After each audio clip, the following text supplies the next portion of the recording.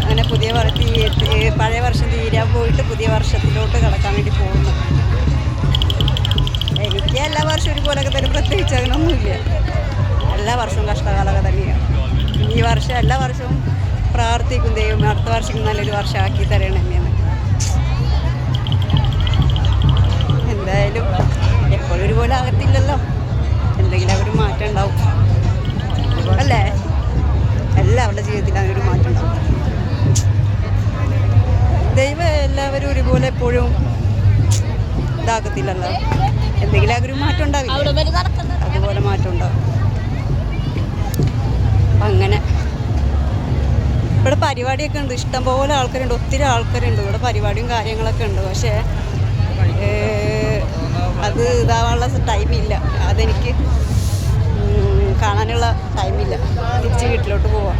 കാര്യം എന്താണെന്ന് പറഞ്ഞാൽ ഞാൻ ഒറ്റയ്ക്കുള്ളൂ, വേറെ ആരുമില്ല എൻ്റെ കൂടെ. എനിക്ക് നേരത്തെ വീട്ടിൽ ചെല്ലണം, അതാ കാര്യം. അപ്പോൾ എല്ലാവർക്കും happy new year, advance happy new year.